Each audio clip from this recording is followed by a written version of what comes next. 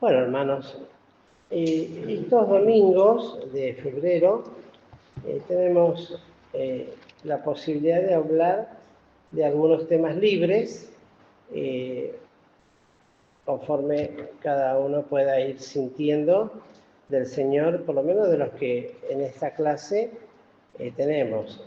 En marzo esperamos comenzar ya los estudios para este próximo año, ordenados ya nuestros hermanos que están en esta tarea, ya así lo han programado, y este mes queda entonces para tocar algunos temas libres que siempre son de interés para el conocimiento y aún para llevarlo no solamente a una faz intelectual, sino que también principalmente pueda tener una aplicación práctica y experimental en nuestra vida como cristianos. Así que el tema que tal vez en este domingo y el próximo pueda desarrollar, aunque sea en parte, no es todo, porque es muy amplio, amplísimo, pues comprende toda la Escritura, es el tema de la cruz. Un tema muy importante que implícitamente está reflejada en las Escrituras desde la eternidad misma. Por eso digo, es un tema que imposible de acabarlo, pues hace a toda la vida desde la eternidad en Dios y aún en la vida del Señor Jesús, y luego en la aplicación para la Iglesia de Jesucristo en sus múltiples aspectos. Pero en estos días, en estos domingos, vamos a hablar de la cruz, tal vez desde el momento en que la palabra lo empieza a mencionar, cuál es su aplicación más práctica y directa para ir entendiéndola, sin tratar de hacer estudios de una teología profunda, cuyos hermanos hay quienes lo han podido realizar, sino sencillamente darle una aplicación para poder entender un poco y luego también ir viendo hasta llegar a una experiencia más directa y práctica para nosotros, los hijos de Dios, los creyentes. Y la aplicación en la Iglesia, por supuesto. Así que, sin la pretensión alguna de querer abarcar todo el amplio aspecto de la cruz, vamos a tratar de desarrollar algunos puntos muy interesantes en la palabra del Señor y aplicación en la vida del Señor y para nosotros también. Vamos a tener una lectura introductoria en San Juan, capítulo 19,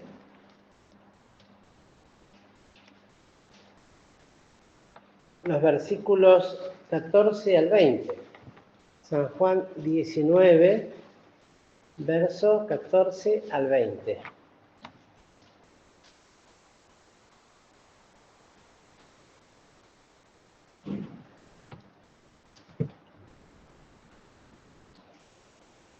Vamos a leerlo en forma alternada.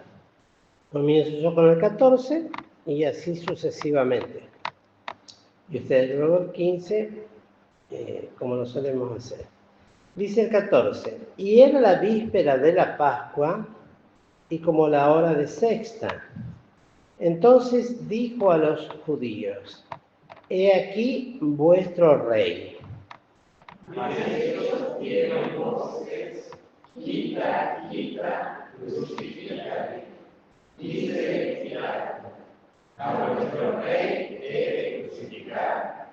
Respondieron los pontífices, no tenemos rey sino a César. Así que entonces lo entregó a ellos para que fuese crucificado. Y tomaron a Jesús y le llevaron. Y llevando su cruz, salió al lugar que se dice en la Galilea, y en hebreo Gólgota, donde le crucificaron y con él otros dos, uno a cada lado y Jesús en medio. Y escribió también Pilato un título que puso encima de la cruz. Y el escrito era: Jesús Nazareno, Rey de los judíos. Y muchos de los judíos leyeron este título, porque el lugar donde estaba crucificado Jesús era cerca de la ciudad, y estaba escrito en hebreo, en griego y en latín. De manera introductoria, el Señor me guió a buscar este texto, pues menciona, aunque es más amplia, por supuesto, la descripción del momento de la cruz de Cristo y de esa vociferación por parte de la multitud al pedir de forma histérica, podríamos decir, y desesperada que Cristo sea crucificada. Me llamó la atención estas expresiones cuando inclusive la palabra describe llevando su cruz. Es decir, como decíamos al principio, la cruz está impresa en la palabra de Dios a lo largo de toda ella. Este es el momento concreto en que Cristo hace efectiva lo que Dios desde la eternidad había ya establecido para él, y él aceptó, y así llega a este momento. Luego iremos viendo también otros pasajes en qué actitud llegó a este momento como Hijo de Dios y como Salvador nuestro. Pero lo cierto es que la cruz en sí misma es conocida ancestralmente.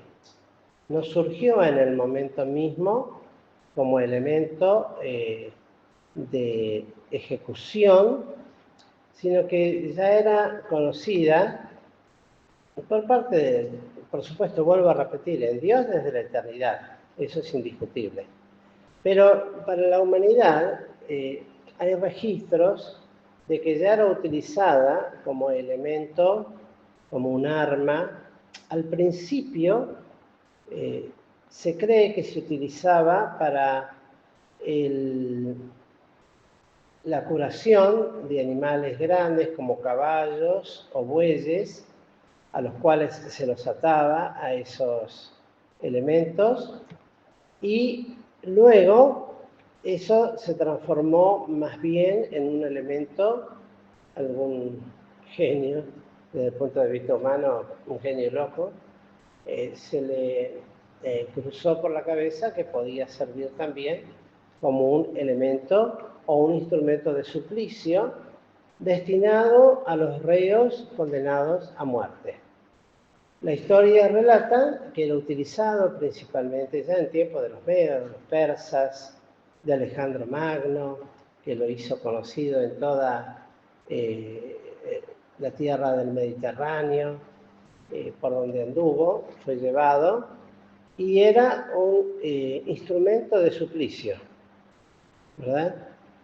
Principalmente a los reos, a los condenados, algunos para ser quemados, otros para ser ahí muertos lentamente en forma de tortura, y peores vejámenes todavía que sufrían los que eran de esa manera.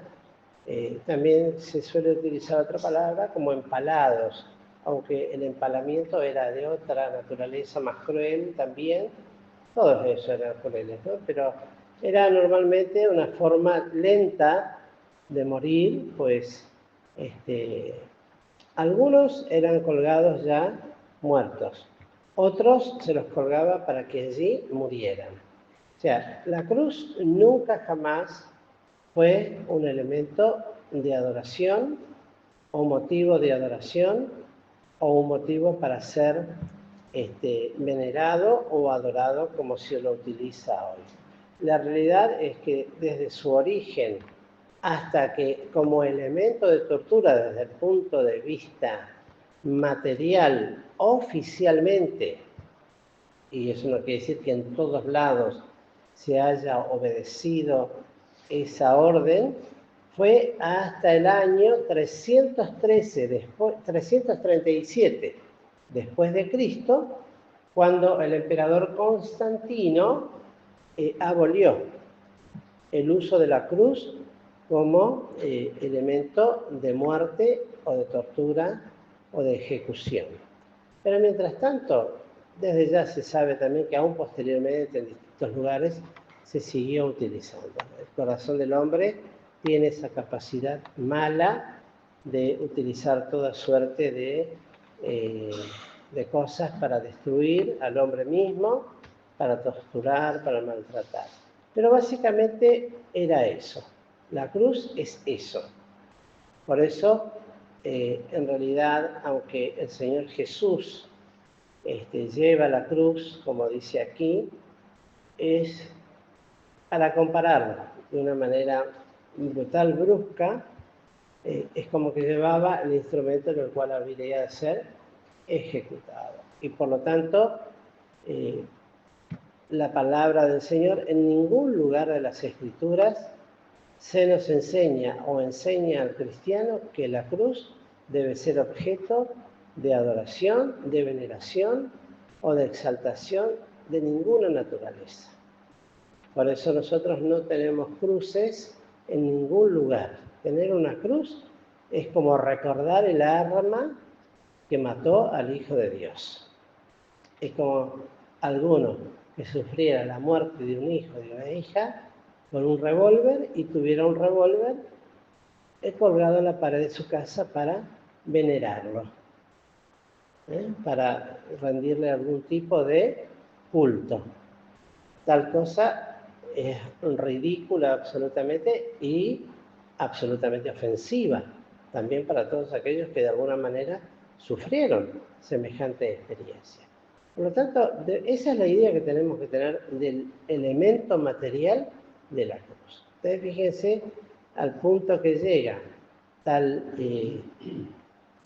podríamos decir, ceguera de la humanidad misma, que hasta no hace mucho estaban ofreciendo trocitos, entre paréntesis, de madera que pertenecían a la cruz de Cristo, según hallazgos arqueológicos. Entonces, eso se vendía, por supuesto, no es que se regalaba, se vendía como una manera también de llevarse algo de la cruz de Cristo.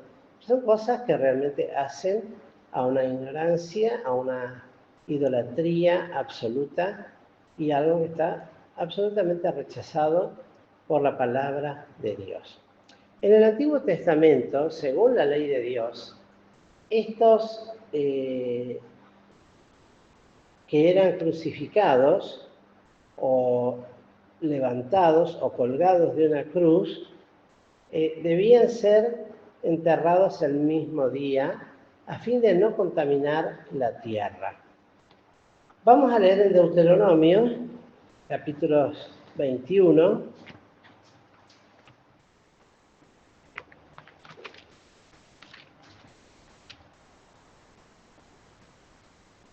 Y vamos a leer el versículo 22 y 23, donde Dios establece la utilización y más aún todavía lo que debía ser hecho con aquel que era colgado en un madero. Si alguno lo quiere leer en voz fuerte, claro, los versículos 21 y 23. Capítulo 21, versos 22 y 23, perdón.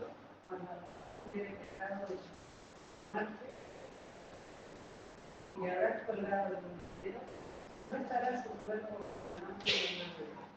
Así pasa lo enterrarás en la nación de Dios al colgado.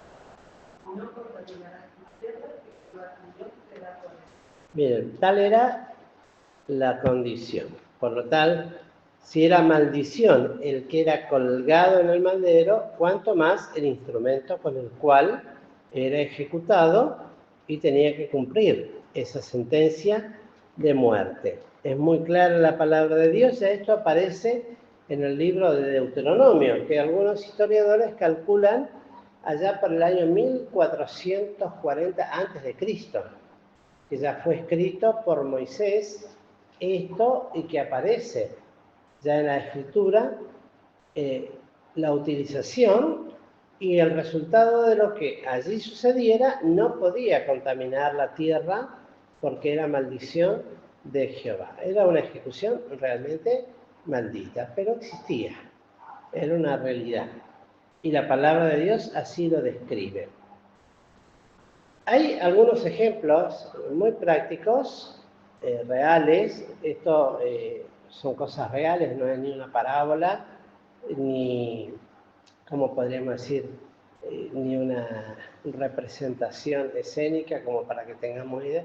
Estos fueron hechos reales que sucedieron al pueblo de Israel y recordemos que todas las cosas que fueron escritas para nuestra enseñanza fueron escritas. Quiere decir que aún de estas cosas tienen que ampliar un poco nuestro conocimiento, aún para argumentar cuando se nos puede llegar a presentar, porque uno dice, no, esas cosas ya no existen más. Pero por ahí alguno aparece todavía con el tema de el crucifijo colgando y la veneración que le da, el rosario con la cruz, todo eso. Bueno, que tengamos realmente un argumento bíblico para poder, bueno, si se presenta la oportunidad de presentar lo que realmente la palabra de Dios enseña. No es cuestión de hablar mal por hablar mal, sino que tenga una base bíblica principalmente. No lo decimos nosotros, lo dice la palabra de Dios. Entonces, fíjense ustedes en este caso, el muerto no debía pasar la noche. Tenía que ser bajado y sepultado, porque maldición de Dios era el que era colgado en un madero. Miren la expresión tan fuerte que utiliza.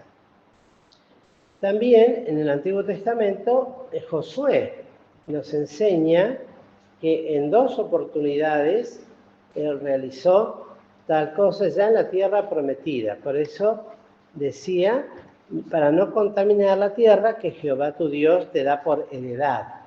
Esa tierra que Dios les daba, sobre la cual siempre están los ojos de Jehová puestos, y la mira, bueno, les enseñaba también cómo debían actuar.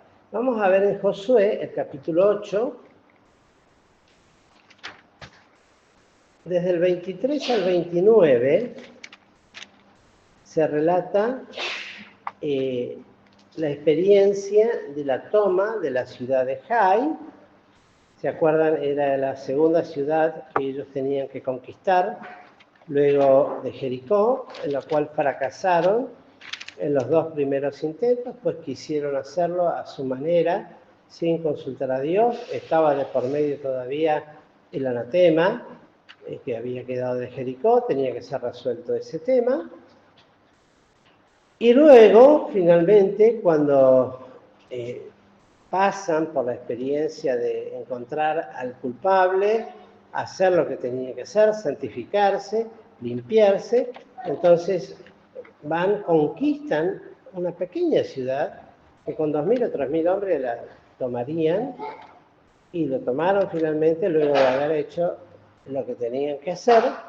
Y cuando toman al rey, en el capítulo, esto se lo pueden leer si quieren del 23 al 29, pero vamos a leer el 29, que es lo que nos interesa a nosotros en esta mañana. Dice en el versículo, en el capítulo 8, verso 29,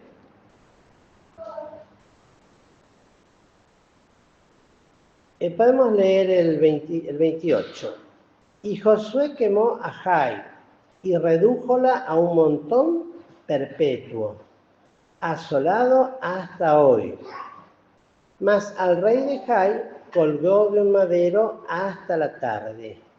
Y como el sol se puso, mandó Josué que quitasen del madero su cuerpo y lo echasen a la puerta de la ciudad, y levantaron sobre él un montón de piedras hasta hoy. Ese era para cumplir el mandamiento que en Deuteronomio se le había dado de que maldito todo aquel que era colgado en un madero, y uno decía, bueno, pero ¿a quién harían? Bueno, a los enemigos del pueblo de Israel, y en este caso a este rey, al rey de esta ciudad. Eso es lo que realizó Josué y fielmente cumplió con la palabra de Dios. Una vez que el sol se puso, lo baja de la cruz, lo ponen frente a la ciudad y sobre él un montón de rocas como testimonio, podríamos decir, para aquel tiempo y para que quedaran las escrituras, del juicio de Dios sobre este rey malo, ¿verdad? Luego también lo hace sobre 5 reyes. Eso lo vemos en Josué, capítulo 10, lo relata brevemente en el versículo 22. Y después de vencer a estos 5 reyes, se refugiaron en una cueva. Josué manda quitarlos de ahí, que los llevaran a la presencia de él. Y en el versículo 24, Josué da el ejemplo, poniendo los pies y diciéndoles que pongan los pies sobre los pescuezos de estos reyes. Ellos los hicieron. Josué los exhorta a no temer, en el 25, ni a atemorizarse, ser fuertes y valientes, porque de esa manera haría Jehová con todos ellos, con todos los enemigos del pueblo de Israel, por supuesto, ¿no? Que Dios era el que iba delante y peleaba las batallas de Israel. En el 26 dice, y después de esto Josué los hirió y los mató, e hízolos colgar en 5 maderos, y quedaron colgados en los maderos hasta la tarde.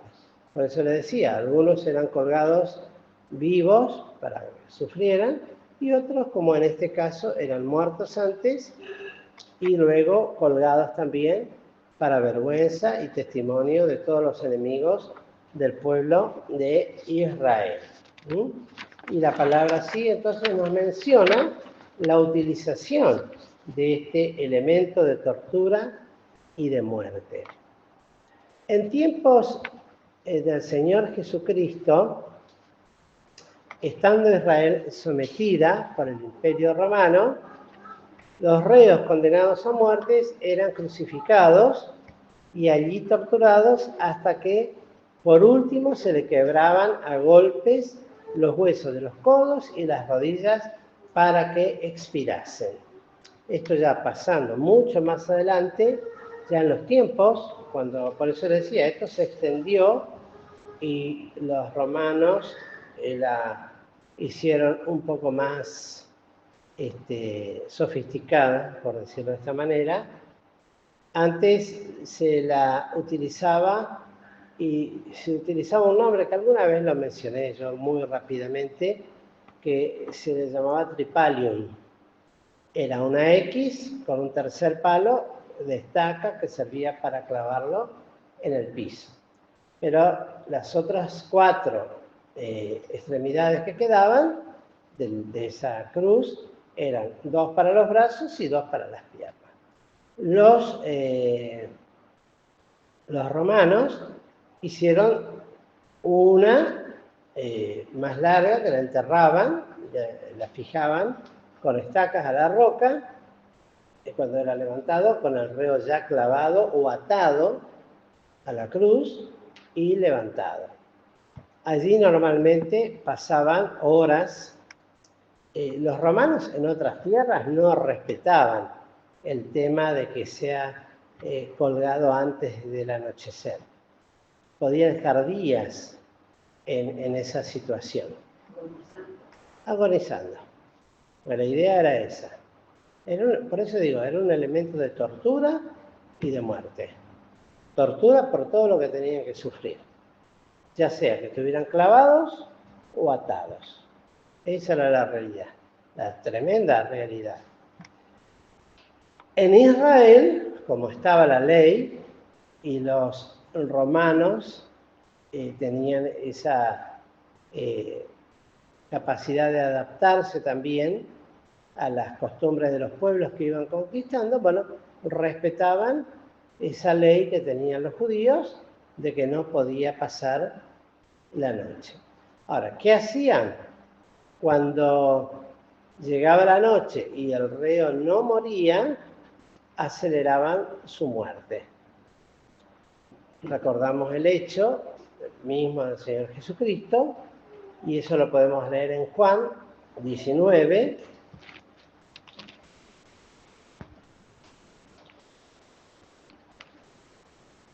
En el 19, desde el versículo 31 al 33.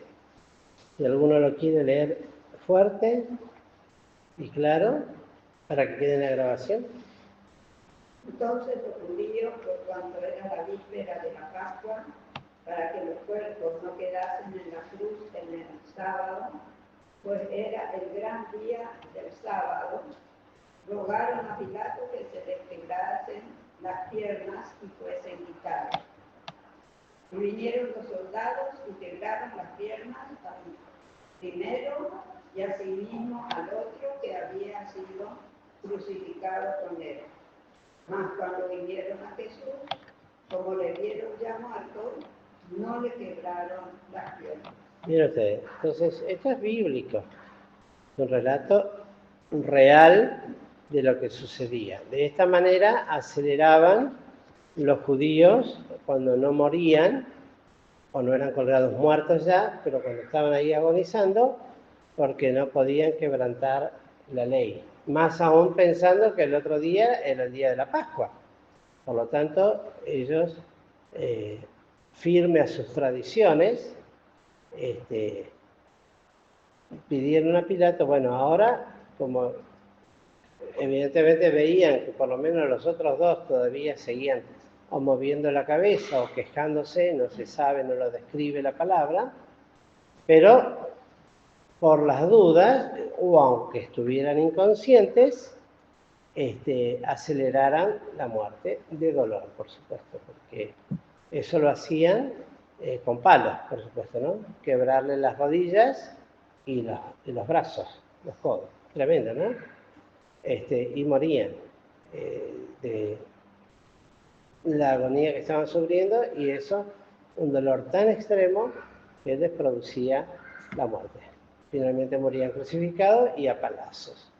Cuando llegan al Señor Jesús, ustedes recordarán muy claramente que los soldados vieron que ya estaba muerto, pues se había dado su espíritu, pero por las dudas, aunque no le quebraron los huesos para que se cumpliera la profecía, cuando dice, hueso no quebraréis de él o no quebrantaréis de él, ¿qué hicieron? ¿Si alguien se acuerda? Le metieron una lanza, le clavaron la lanza en el costado, en el corazón. Es de donde primero salió, ¿qué cosa? Primero salió agua y después salió sangre. Y de ahí se dicen que brotó como figura la iglesia de Jesucristo, ¿verdad? Pero lo cierto es que se aseguraban de que todo lo que bajaba de ahí estuviera muerto. Luego viene, por supuesto, la sepultura de Jesús, es pedido su cuerpo, es bajado de la cruz y llevado al sepulcro donde fuera enterrado. De los otros dos no se dice nada. Sí, de uno de ellos, estando en agonía, le pidió al Señor que se acordara de él cuando estuviera en su reino, y el Señor le prometió, de cierto te digo que hoy estarás conmigo en el paraíso. Se acordó aún hasta ese momento, momentos previos a su propia agonía, dando en expiación su vida por el pecado. Ahora bien, este hecho nos enseña ya lo que Cristo sabía, lo que le esperaba. El Señor mismo predijo esto en San Juan capítulo 3. Fíjense, podemos leer San Juan capítulo 3. Él sabía a lo que había venido. Por lo tanto, todo pensamiento racionalista, modernista, que niega el propósito, el fin la claridad absoluta con que el Señor vino a cumplir lo que desde la eternidad el Padre le había encargado, queda absolutamente desmoronado. Aún por estas predicciones y profecías que el Señor hacía, de hechos consumados, ejemplificadores para que el pueblo entendiese lo que a él le habría de acontecer. Fíjense en San Juan 3, texto muy conocido, pero no por eso debemos pasarlo por alto. El capítulo 3, los versos 14 y 15. Si alguno lo quiere leer, me haría un gran favor. Fuerte y claro. Le preguntaron también los soldados diciendo, ¿y nosotros qué haremos? Capítulo 3, 3. 13 y 14. Perdón, 14 y 15. Como Moisés levantó la serpiente del desierto, así que es necesario que el Hijo del Hombre sea levantado. ¿Y el 15? Para que todo aquel que en él creyere no se pierda, sino que tenga vida eterna. Bueno, estando el pueblo de Israel en el desierto, y eso es lo que toma el Señor Jesús como figura, y ustedes fíjense que menciona a Moisés y luego habla de su experiencia personal. Estando ya en su pleno ministerio, una de las primeras cosas que hace, y esto se lo da como testimonio a Nicodemo en una conversación particular de noche, cara a cara, con este que era un fariseo, pero que buscaba esa experiencia que él no tenía de nacer nuevamente. Bueno, le trae a la memoria algo que él no podía ignorar o desconocer.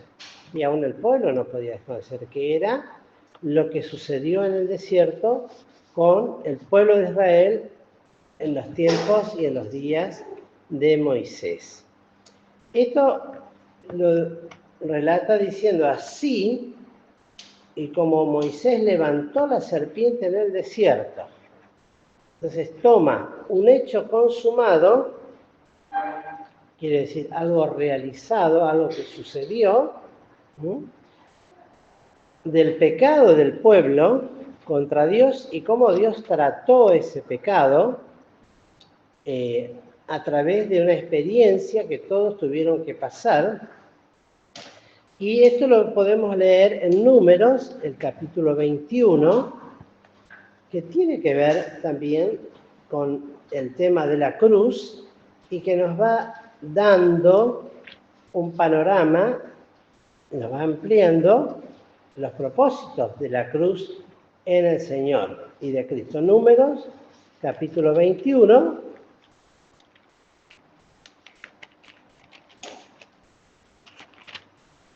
Vamos a leer desde el versículo 5 hasta el 9. ¿Algún otro que lo quiera leer fuerte y claro? Y habló el pueblo contra Dios y dijo, ¿por qué nos hiciste subir de Egipto para que muramos en este desierto? Que ni hay pan ni agua, y nuestra alma tiene fastidio de este pan tan difícil. Jehová envió entre el pueblo serpientes ardientes que mordían al pueblo, y murió mucho pueblo de Israel. Entonces el pueblo vino a Moisés y dijeron, pecado hemos por haber hablado contra Jehová y contra ti. Ruega ahora a Jehová que quite de nosotros esta serpiente. Moisés oró por el pueblo. Y Jehová dijo a Moisés, hazte una serpiente ardiente y ponla sobre la bandera. Y será que cualquiera que fuere mordido y mirare a esa, vivirá. Y Moisés hizo una serpiente de metal y púsola sobre la bandera, y fue que cuando alguna serpiente mordía a alguno, miraba a la serpiente de metal y vivía. Muy bien, gracias. Fíjense, este hecho consumado, cuando decimos, es lo que aconteció con el pueblo en los días de Moisés. ¿Qué pasó?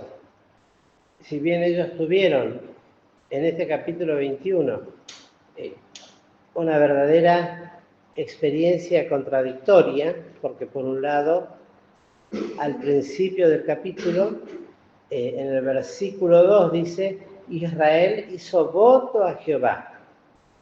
Y voto era una palabra condicionante de compromiso que si le daba la victoria sobre sus enemigos, bueno, ellos servirían a Dios y destruirían del todo, sacarían de la memoria esto. Y es contradictoria, digo, porque luego, seguido a eso, relata este acontecimiento que empiezan a tener una experiencia de abatimiento, como nos puede suceder a nosotros también como cristianos. Hoy tenemos una victoria preciosa con Cristo, estamos, ayer hablaba con un hermano y decía, a veces parece algunos que andan levitando sobre el piso, ¿no? De tan espiritual que es la experiencia de un día, ¿no? Y todo hermano de acá, y texto de allá, y esto, lo otro. Y al otro día andan con un ánimo tan abatido que andan arrastrándose por el piso y llorando su miseria. Eso somos nosotros, ¿no? Bueno, al pueblo le pasaba exactamente lo mismo. Pero no solamente quedaron con eso, a nosotros también nos ocurre. Esto es muy interesante, este pasaje, para compararlo con lo que el apóstol Pablo habla y dice, todas estas cosas les ocurrieron en figura para que nosotros seamos enseñados, advertidos, corregidos, amonestados, etcétera, etcétera. Pero acá el Señor lo utiliza para el propio pueblo de Israel, lo que le aconteció a Israel. Toma una figura, un hecho consumado, real, que no podían ignorar, para enseñarles la importancia que tendría la cruz en su vida y la cruz, la importancia que tuvo, o la bandera, en este caso, que simbolizaba la cruz, el pabellón que distinguía al pueblo de Israel, que se ponía en el centro de todas las tribus, que era un símbolo de cruz. Porque normalmente se hacían así los pabellones, ¿no?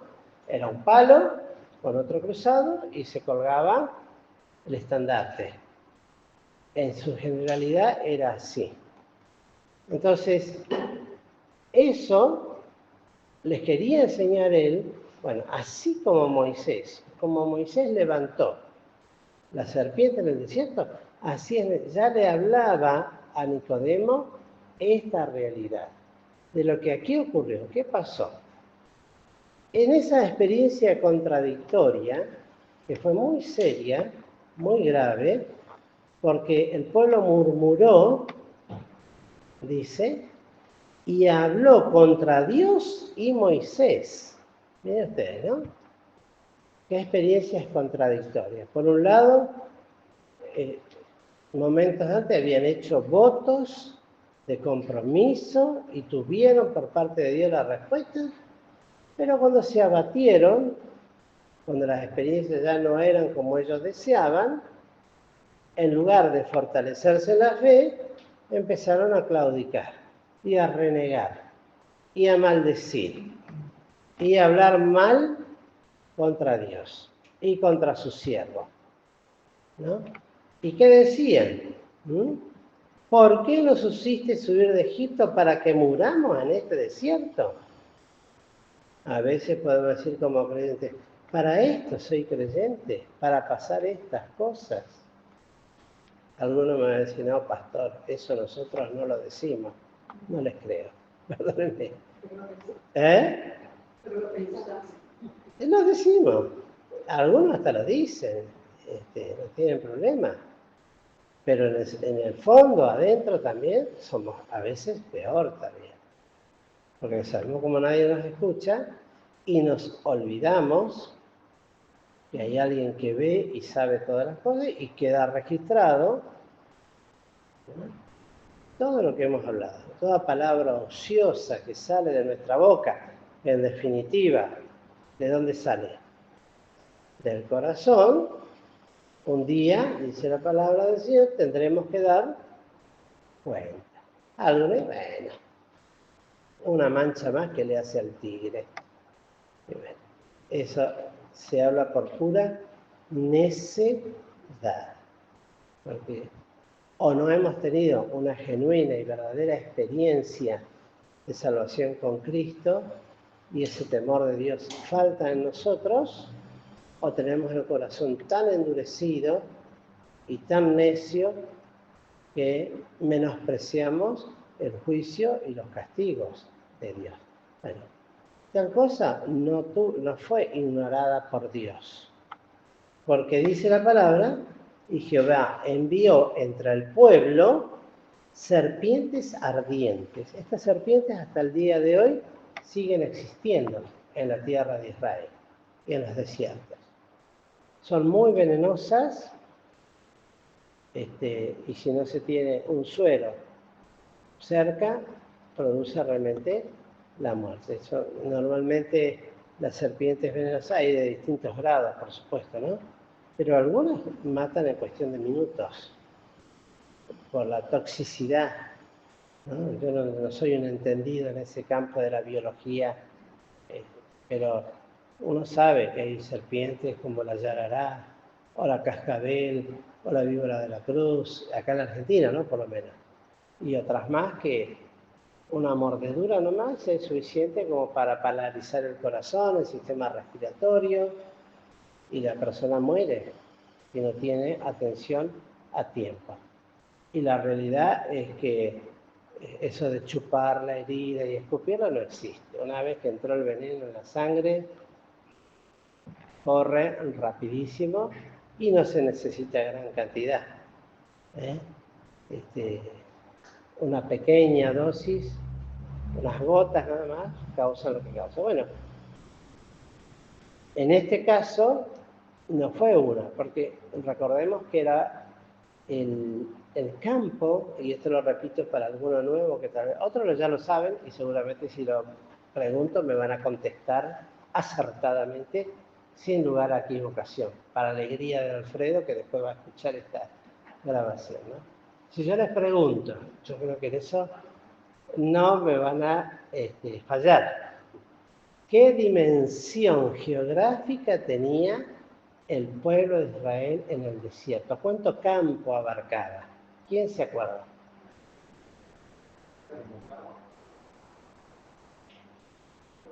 La dimensión de la capital. Es tibio.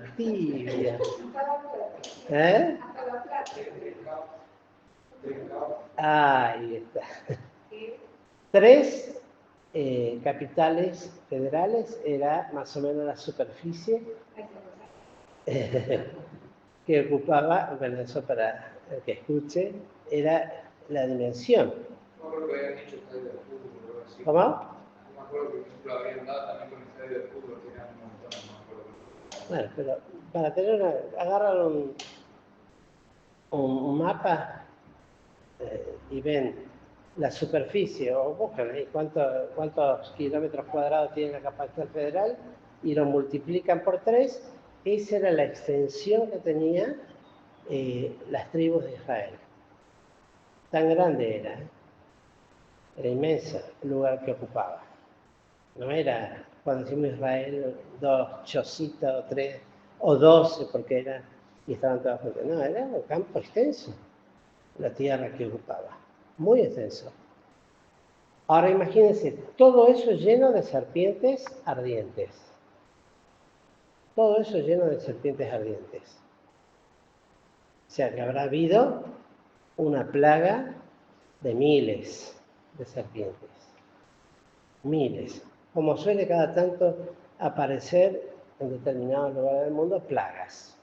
Que de repente puede haber plagas de ratas o plagas de langostas. En este caso, Dios le envió, no una o dos, muchas, porque dice,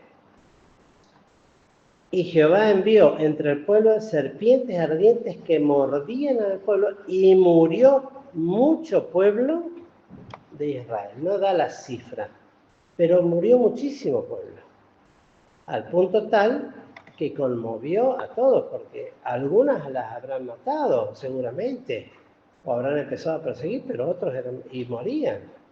Pero seguramente ni lo veían porque está. Es terrible cómo se camuflan naturalmente los animales, ¿no? El otro día miraba un video de un hombre en el norte, acá, en las islas.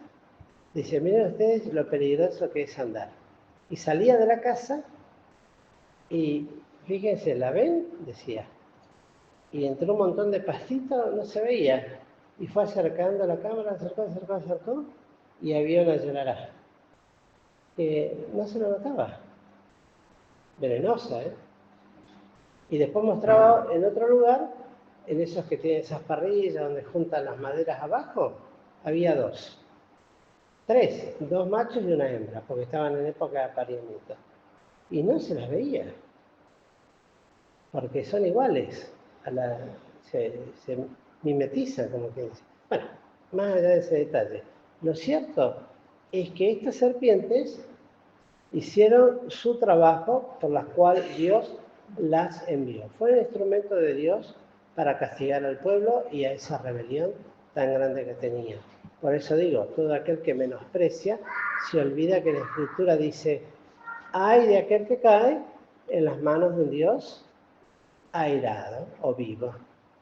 Es terrible. A veces pensamos, bueno, pero ¿qué me puede pasar? Agárrate, porque lo que te puede pasar no tenemos idea.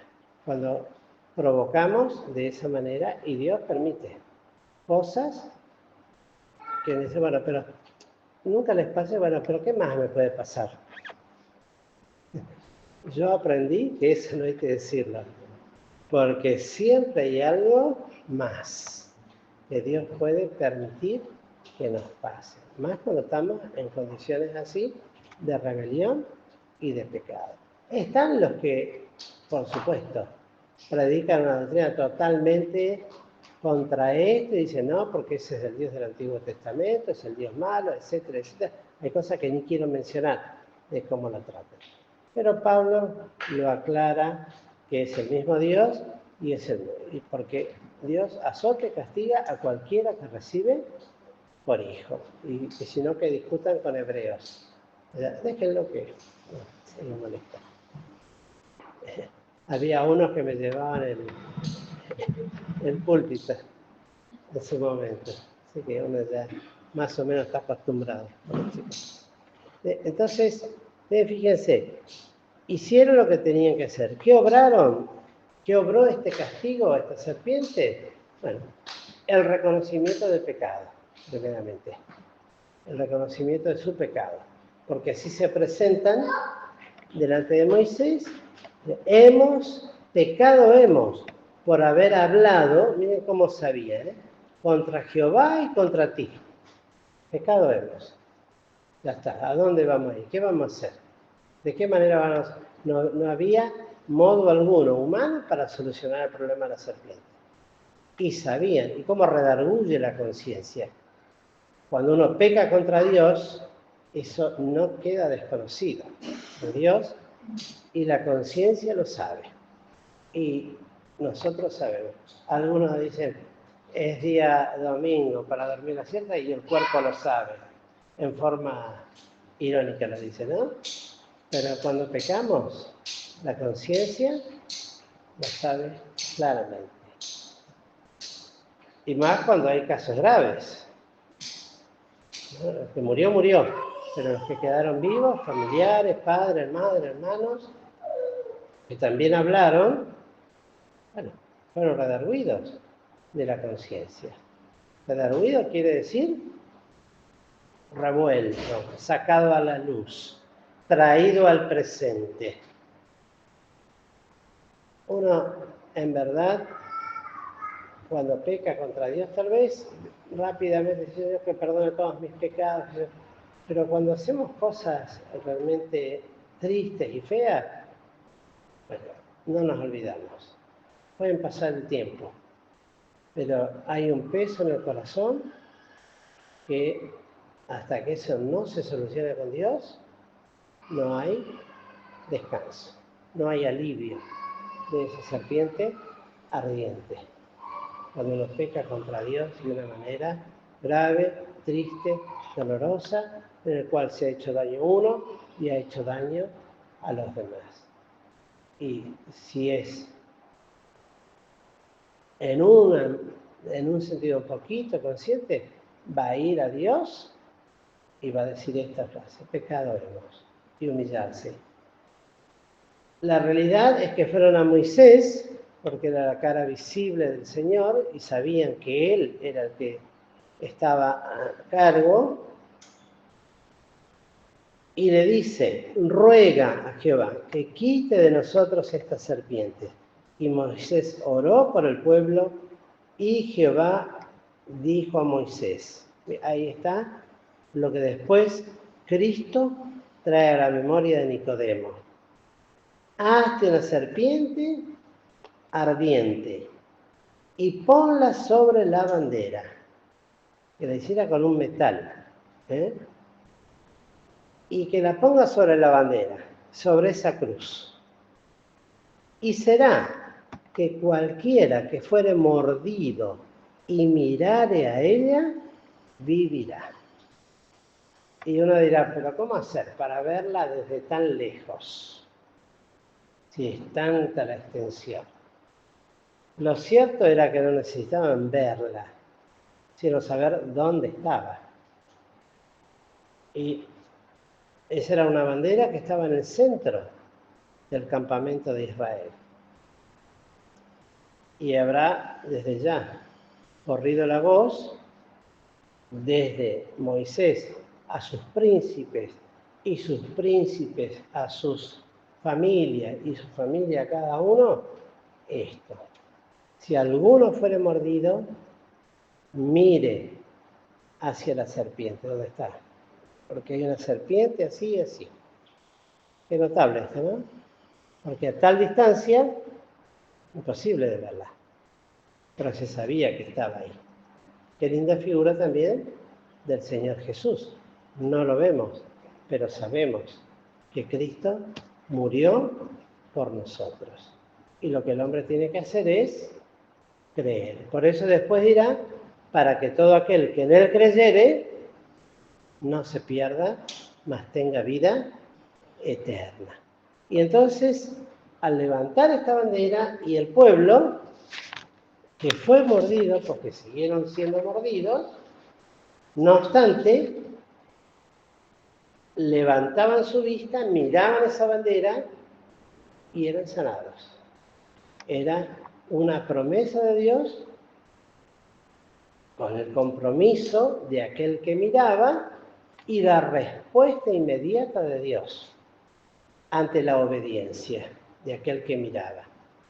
Porque inmediatamente que era mordido, imagínense, soy mordido por una serpiente y digo: ¿qué hago? ¿Miro? ¿No miro? ¿Ustedes qué harían? Dijo que miráramos para allá, pero me picó la serpiente. Si no se ve, es hora de morir. ¿Qué va a hacer? De algo hay que morir, ¿no? Dicen. O decimos: bueno, de algo hay que morir. No, dicen. Sí, pero la gente dice eso. Y bueno, de algo hay que morir. Le picó la serpiente y bueno, de algo tenés que morir. Vacuna creo que ni hay. ¿Eh? Creo que ni vacuna hay para eso. No. Sueros hay antibiofídicos. Sí. Si no se llega a tiempo, se muere. Ahora bien, ¿qué haría el pueblo? ¿Ustedes qué les parece? ¿Eh? Uno sí y otro. Acá dice: hizo esta serpiente y púsola sobre la bandera, y fue que cuando alguna serpiente mordía a alguno, miraba a la serpiente de metal y vivía. Bueno, alguno habrá mirado y vivió, otros tal vez no, porque la incredulidad es ciega, no mira más allá. Pero la realidad es que el que miraba, vivía. Esa fue la promesa de Dios y lo cumplió. Ahora, la realidad también es que este símbolo, uno se pregunta: ¿pero por qué levantó una serpiente? Y bueno, tiene un simbolismo también muy importante, la serpiente, que simboliza a aquella serpiente que en el Edén fue hecha maldición por parte de Dios. Podemos leer en Génesis, capítulo 3, Y ya con esto vamos a terminar por hoy. Génesis 3, verso 14. ¿Quién lo puede leer? Claro y fuerte. Y Jehová Dios dijo a la serpiente: por cuanto esto hiciste, maldita será entre todas las bestias y entre todos los animales del campo. Sobre tu pecho hablarás y polvo comerás todos los días de tu vida. Miren, en esta serpiente sabemos claramente que se encarnó nada menos que Satanás y el pecado. Y fue hecha maldición de Dios, objeto de la maldición. Fue la única bestia de todas las creadas por Dios que recibió maldición. Ninguna otra bestia fue maldita de Dios. Y lo realmente es que encarna esta serpiente a Satanás mismo. Ya lo aclara en Apocalipsis, capítulo 12, versículo 9. A ver, otro que lea fuerte y claro. Fue lanzado fuera aquel gran dragón. Empezá de vuelta. Sí. Y fue lanzado fuera aquel gran dragón, la serpiente antigua, que se llama Diablo y Satanás, el cual engaña a todo el mundo. Fue arrojado en tierra y sus ángeles fueron arrojados con él. Bueno, está hablando de Satanás y lo que la serpiente representaba. Entonces, esa serpiente que encarna al pecado y al diablo, recibe en ella tanto la maldición de Dios y las serpientes ardientes, cuya mordedura mataban al pueblo, de esa manera manifestaban el juicio, maldición y castigo de Dios sobre el pecado del pueblo y depositado sobre ella en la bandera. O sea, ocuparon el lugar que le correspondía a todo el pueblo. Cargó eso. Con el pecado, no afigura, no en forma que el Señor. Pero el hecho de mirar ahí es lo que nos habla esta serpiente, porque algunos se preguntarán, ¿por qué hizo una serpiente? ¿No podía haber hecho otra cosa? Bueno, el Señor escogió una serpiente y la puso, al punto tal que el pueblo de Israel después la adoró por otros 700 años, hasta que venido el rey Ezequías, la hace quemar, prender fuego, hacer cenizas, y la llamó Neustán, es decir, cosa de metal. Tal es la necedad del hombre, ¿verdad? Que en realidad, si se salvaban de la muerte, en ese caso, en ese momento de picadura, no era por otra cosa, sino por ese acto de obediencia, de mirar, así como dijo nuestra hermana Karina, el que no miró no se salvó. Así como hoy podríamos decir de la salvación. El que cree en Cristo es salvo. El que no cree ya es condenado y no hay nada que hacer. ¿Salvar al pecador? Hay muchos coritos que hablan de ese hecho. Bueno, esta serpiente estaba representando el pecado del pueblo, la desobediencia del pueblo, la maldición sobre eso, y el que miraba, bueno, era librado por gracia de Dios, porque esa serpiente cargaba la maldición de Dios sobre el madero. No es Cristo, Luego Cristo también sobre la cruz cargaría con el peso de todos nuestros pecados, pero en este caso lo toma como ejemplo. Así como Moisés levantó, ese era el propósito de la cruz. En ningún lugar de la Escritura se nos enseña a adorar la cruz en que Cristo murió. Inclusive hay himnos que están mal hechos. Hay uno, miren, que habla y dice, ¿cuánto amo yo la cruz? Creo que los cantan los heraldos del rey. Y la cruz es instrumento de tortura. de muerte. Ahí murió el Hijo de Dios por mis pecados. No es ni para adoración, ni para amarla de esa manera. Menos aún un elemento material. Porque ese es el tema. Es maldición de Dios. Tal es el grado de importancia del hecho de la cruz en la vida de los creyentes. Cristo lo toma como ejemplo para demostrar lo que Él haría después. Después viene San Juan 3:16, ¿no? Porque de tal manera amó Dios al mundo, que ha dado a su Hijo unigénito en un campo de serpientes ardiente, para que todo aquel que en Él cree no se pierda, mas tenga vida eterna. En ese ámbito, en ese, podríamos decir, en esa conversación, frente a ese cuadro, es que se presenta el hecho de la cruz como aquel elemento que Dios utilizaría para muerte, crucifixión de su Hijo, para que, y esto es claro, no para que en la cruz, bien lo dice el apóstol Pedro, para que sobre su cuerpo en el madero fueran depositados todos nuestros pecados. Es Cristo el único que debe ser adorado, venerado y exaltado, porque Él cargó con nuestros pecados sobre ese instrumento, que era un instrumento de tortura, de suplicio, de muerte, de aflicción, por amor a cada uno de nosotros. Por lo cual, para nosotros, la cruz de madera es de la misma expresión que dijo Nehemías, cosa material.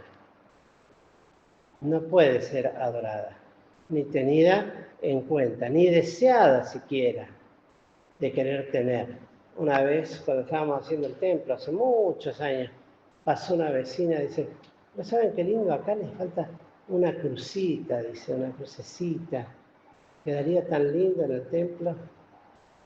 Y el Señor no quiere esa cruz. Él desea... Él desea a Él. Ahí está. Por dentro la cruz. Después vamos a llegar a ese punto, si Dios lo permite, el domingo próximo. Ahora vimos lo que exteriormente y rápidamente, en algunos aspectos, simbolizaba la cruz. Ahora, ¿qué es lo que debe suceder en nosotros? Lo vamos a ver el domingo que viene, Dios mediante. El Señor nos bendiga. Queridos hermanos, vamos a dar por terminada